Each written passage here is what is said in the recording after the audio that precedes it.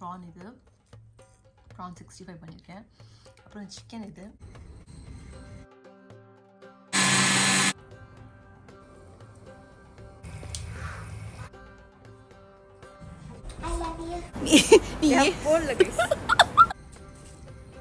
but it's actually prices. Assalamualaikum. Hi, hello. Welcome to Chennaiflavours in UAE. I'm Farzana.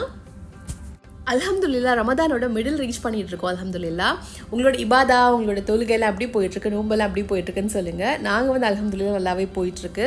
So எப்போவுமே வந்து எங்களுக்கு இஃப்தார் வந்து ஸ்பெஷலாகவே இருக்கும் அப்படின்லாம் கிடையாது. ஒரு நாள் நல்லா இருந்தது அப்படின்னா ஒரு நாள் 2 நாள் வந்து சிம்பிளாக தான் நான் வைப்பேன் மேக்ஸிமம். ஸோ அந்த மாதிரி ஒரு டே தான் இன்றைக்கி. பார்த்தீங்கன்னா கட் ஃப்ரூட்ஸ், அப்புறம் மெதுவடை, கஞ்சி, அதுவும் ஹோம்மேட் கஞ்சி தான் வச்சுருக்கேன். நான் வந்து இங்கே ஒரு விஷயம் ஷேர் பண்ணிக்கணும்னு நினைக்கிறேன். நான் ஒரு இன்ஸ்டாகிராம் ரீல்ஸ் பார்த்தேன். அது நினைக்கும் போதே எனக்கு கஷ்டமாக இருக்குன்னு சொல்ல போனால், அதில் ஒரு பையன் வந்து கஸா பையன், பாலஸ்தீனியனோட பையன். அந்த பையன் ஒரு 7-8 வயசு தான் இருக்கும். அந்த பையன் வந்து கஞ்சி மாதிரி அங்கே ஸ்டார்வேஷனில் இருக்காங்க இல்லையா, அதனால் அவங்களுக்கு கஞ்சி தான் கொடுக்குறாங்கன்னு நினைக்கிறேன், கிடைக்குதுன்னு நினைக்கிறேன். அது வாங்கிட்டு போயிட்டுருக்கான். அந்த பாத்திரம் வந்து சூடாக இருக்கிறதுனால அந்த பையன் கை தவறி கொட்டிடுறான்னு நினைக்கிறேன். அது பின்னாடி வரவர் வந்து கவலைப்படாத நான் தர்றேன் அப்படின்ற மாதிரி சொல்லி கூப்பிட்டுட்டு போகிறாரு. அந்த பையன் வந்து அழுதுட்டுருக்கான். அந்த பையன் அழுகிறது பார்க்கும்போது ரொம்ப கஷ்டமாக இருக்குது. எப்படின்னா அவன் வீட்டில் பசியில் இருக்கவங்க நினச்சி அழுறானா, இந்த சூடு தாங்க முடியாமல் அழுறானா, எதில் அழுறானே தெரியல அந்த பையனை நினைக்கும் போது. ஸோ எனக்கு இதில் என்ன சொல்ல தோணுது அப்படின்னா, இருக்கிற சாப்பாடும் ஷேர் பண்ணி பக்கத்தில் இல்லாதவங்க கொடுத்து பழகு. நம்ம எல்லோரும் பண்ணுறது தான், பட் ஞாபகப்படுத்துகிறவங்களுக்கு கொடுத்து ஷேர் பண்ணி சாப்பிடணும். அது மட்டும் இல்லாமல் கஸாவில் நடந்துட்டுருக்க ப்ராப்ளம் வந்து சீக்கிரம் சரியாகணும் அப்படின்னு சொல்லி துவா செஞ்சுக்கலாம். எப்படி இருந்தாலும் ஃபைனலாக வந்து விக்டரி அவங்களுக்கு தான் வரப்போகுது, அது சீக்கிரமாக வரட்டும் அப்படின்னு துவா செஞ்சுக்கலாம். அவங்களோட சஃபரிங்ஸ் வந்து கொஞ்சம் குறையணும் அப்படின்னு துவா செஞ்சுக்கலாம்.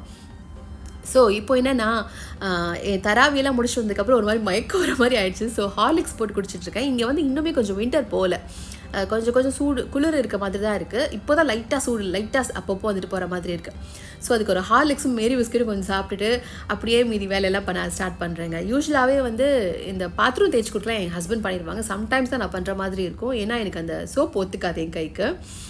ஸோ க்ளீன் சின்ன வேலையெல்லாம் இருக்கா, ஸோ பண்ணி முடிச்சுட்டு குக்கிங் ஸ்டார்ட் பண்ணலாம் அப்படின்னு சொல்லிட்டு இன்றைக்கி வந்து சிம்பிளாக தான் ஒரு சமையல் பண்ணலாம் அப்படின்னு ஒரு ஐடியாவில் இருக்கேன். ரொம்ப ஸ்வீட்டாக சாப்பிட்டுட்டு கொஞ்சம் வாய்க்கு வந்து கசப்பு இருந்தால் நல்லாயிருக்கும் அப்படின்னு தோணுதுனால பாவக்காய் பொரியல் பண்ண போகிறேன். அது மட்டும் இல்லாமல் ஒரு சூப்பரான மசாலா அரைச்சி போட்ட முட்டைக்கறி தான் பண்ண போகிறேன். எக்கறி எப்படின்னா அந்த முட்டையை உடச்சி ஊற்றுவோம் இல்லையா, அந்த மாதிரி ஒரு குழம்பு பண்ணி பாருங்கள், அவ்வளோ டேஸ்ட்டாக இருக்கும். ஸோ இப்போ காய்கறி இந்த பொரியல் நான் ஆல்ரெடி ரெசிபி காமிச்சிட்டேன் முன்னாடி ஏதோ ஒரு vlogல நினைக்கிறேன். ஸோ பார்க்கலாம், செக் பண்ணிக்கோங்க. இப்போ அதுக்கு தேவையான மசாலாஸ் ரெடி பண்ணிகிட்ருக்கேன். அது மட்டும் இல்லாமல் ரமதானில் நம்ம பண்ணுற ஒரு சின்ன நல்ல அமலுக்கும் 70 டைம்ஸ், அதாவது 70 மடங்கு வந்து நமக்கு நிறையா நன்மை கிடைக்கும். ஸோ நம்ம நிறைய நன்மை செய்வோம், எல்லாரையும் செய்ய சொல்லி நம்ம கேட்டுக்குவோம். ஸோ அதுவுமே நமக்கு நன்மை தான். இப்போது மசாலா அரைச்சி ஊற்றி சமைக்கிறதுனால அதுக்கு மசாலா ஃபஸ்ட் வறுத்து எடுத்துக்கணும். அதுக்கு வந்து 1 ஸ்பூன் அளவுக்கு எண்ணெய் சேர்த்துக்கிறேன். அதில் 1 டேபிள் ஸ்பூன் அளவுக்கு மல்லி, அப்புறம் 1 டேபிள் ஸ்பூன் அளவுக்கு கடலைப்பருப்பு, 1/2 ஸ்பூன் அளவுக்கு ஜீரகம், 1/2 ஸ்பூன் அளவுக்கு சோம்பு, 4 காஞ்ச மிளகாய் போட்டு நல்லா வறுத்து எடுத்துக்கோங்க. அந்த எண்ணெயிலேயும் நல்லா முருகணும், நல்லா வாசனை வரும். அந்த ஸ்டேஜில் எடுத்துருங்க, செவந்து வரும், அந்த ஸ்டேஜில் எடுத்துருங்க. எண்ணெயிலேருந்து பிரித்து எடுத்து அதை ஆற வச்சதுக்கப்புறம் இப்போ ஒரு மிக்ஸி ஜார் எடுத்துக்கிறேன்.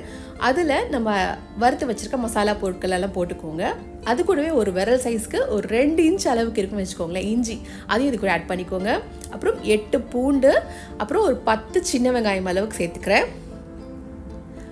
அப்புறம் இது கூடவே இந்த கறி வந்து க்ரீமியாக வரதுக்காக ஒரு 8லேருந்து 10 அளவுக்கு கேஷ்நட் போட்டுக்கோங்க. கேஷ்நட் வந்து எண்ணெயில் வறுத்துறாதீங்க, அப்படியே போடுங்க, அப்போ தான் நல்லா அரைப்படும்.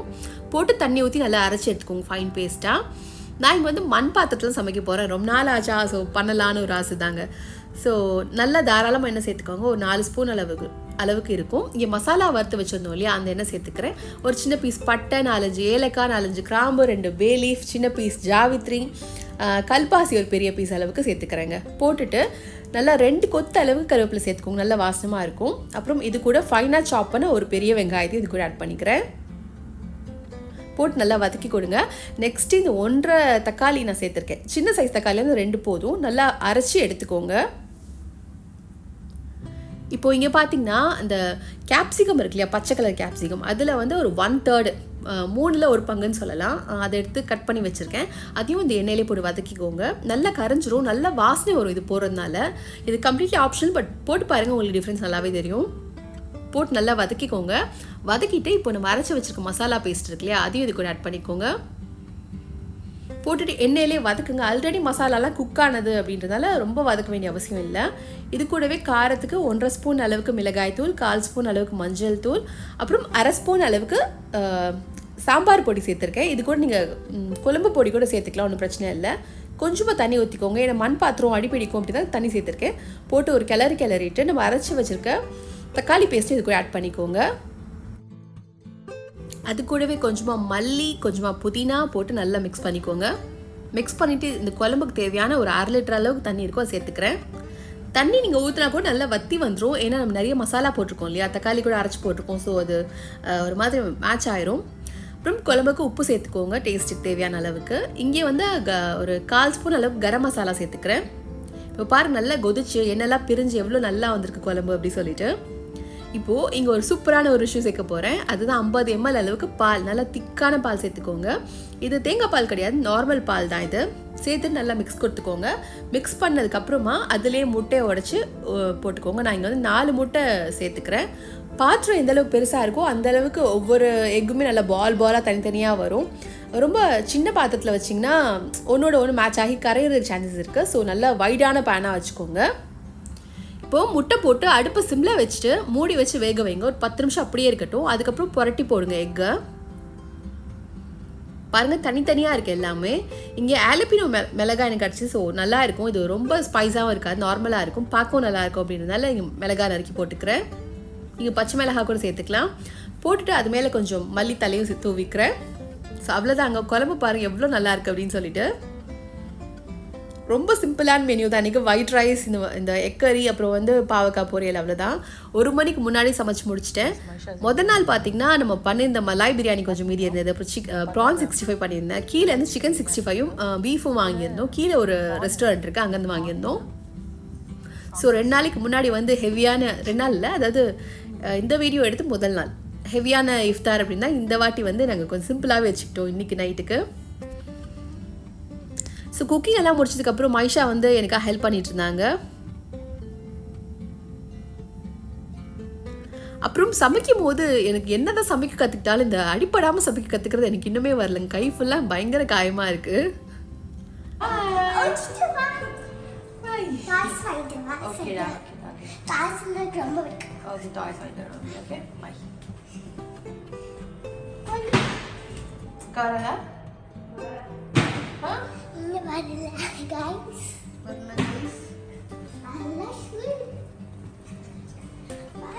Bye. Bye. Bye. I love you, தங்கமே. அஸ்ஸலாமு அலைக்கும். நாங்கள் நைட்டில் தான் இங்கே வெளியில் போயிட்டுருக்கோம். டைம் பார்த்தீங்கன்னா ஒரு 1:30. இப்போ எங்கே போகிறேன் அப்படின்னா, இங்கே பக்கத்தில் வந்து ஒரு கடை இருக்குது, அது 24 hours ஓப்பன். அங்கே போயிட்டு எனக்கு கொஞ்சம் திங்ஸ், கிச்சனுக்கு தேவையான திங்ஸ் தான் எனக்கு வாங்கணும், வேறு ஒன்றும் இல்லை. ஸோ அது மாதிரி ஏதோ வாங்கணும். அப்புறம் சும்மா பார்த்துட்டு எல்லோரும் இப்போ வருவாங்க. ரமதானில் வந்து நிறைய பேர் ஷாப்பிங் பண்ணுவாங்க. அதனால் அவங்களையும் சும்மா வேடிக்கை பார்த்துட்டு அப்படியே வரலாம், ஜாலியாக இருக்கும். கேப் போடல கைஸ், கேப் போடல மைஷா அன்றைக்கி. சில பேர் அதில் ரொம்ப கன்சர்னாக இருக்கீங்க. ஏமா நீ கேப் போட்டே சுற்றுற? நீ சொல்லி போடல கைஸ், நீ போடல கைஸ். மைஷாக்கு வந்து இந்த வீக்கெண்ட் அவளுக்கு ஒரு இஃப்தார் பார்ட்டி ஒன்று இருக்குது. அது யாருன்னா அவள் ஃப்ரெண்ட்ஸ் கூட அவள் போகிறாள். அதுக்கு தான் அவள் இல்லாத பாடுபடுத்திட்டு இருக்கா எனக்கு போட்டுட்டு. அவளுக்கு இது வாங்கணும், அது வாங்கணும், இது வாங்கணும், எனக்கு ஏதாவது ப்ரிப்பேர் பண்ணி கொடு, அந்த மாதிரி நிறைய ஆர்டர்ஸ் பறந்துட்டுருக்கு வீட்டில் ஃபுல்லாக. ஸோ ஹேண்ட்பேக் வாங்கணும் அப்படின்னு சொல்லிட்டு வேறு ஒரு கன்சர்னாக இருக்குது. அது வாங்கணும், எங்கேயாவது போய் வாங்கலாம் அப்படின்னு சொல்லிட்டு அந்த கடையில் போய் பார்த்தோம். பட் எனக்கு வந்து அந்தளவுக்கு அங்கே சாட்டிஸ்ஃபேக்ஷனாக இல்லை. எனக்கெலாம் பார்த்தீங்கன்னா பார்க்கும்போது தெரிஞ்சிடும் இது உருப்படும், இது உருப்படாது அப்படின்னு சொல்லிட்டு. அந்த மாதிரி இங்கே ஹேண்ட்பேக்ஸ் வந்து எதுவுமே உருப்படாத ஹேண்ட்பேக்ஸாக இருந்தது, 1-2 தவிர. ஸோ நீங்களே பாருங்கள், இந்த கலெக்ஷன்ஸு 1-2 தான் நல்லா இருந்தது, மீதியெல்லாம் நல்லா இல்லை. இது நல்லா ஸ்லீக்காக நல்லா இருந்தது. பட் இது வந்து இந்த கொரியன்ஸ், இந்த ஃபிலிப்பினோஸ் ஆர்எல்ஸ் வந்து இந்த சைனீஸ் பீப்புளெலாம் வச்சுட்டு வந்தாங்கன்னு வச்சுக்கோங்களேன், நல்லாயிருக்கும். நமக்குலாம் சரி ஆகுமா இருக்கும் தெரியல எனக்கு. ஸோ இந்த பேக் நல்லா இருந்தது. இந்த பேக்குமே கொஞ்சம் ஒரு மாதிரி ஃபங்கியாக நல்லா தான் இருந்தது. பட் ஃபைனலாக எதுவும் வாங்கல. நான் ஷீனில் கூட்டிகிட்டு போய் வாங்கி தரேன் அப்படின்னு சொல்லிட்டு அவளை எப்படி எழுதிட்டு வந்துடுறேன் மெதுவாக. ஒவ்வொரு ஹேண்ட் பேக்கும் 60 dirhams செலவு போட்டிருந்தேன். அவளுக்கு ஒரு தடவை தான் யூஸ் பண்ணுவாள். அதுக்கு கலர் கலராக இருக்குது. முதல்ல என்ன சொல்லுங்கள், உங்களுக்கு தான் வேணும் டெலிவரி பண்ணிட்டேன், delivery charge 10 dirham, but it's actually prices 4 dirham.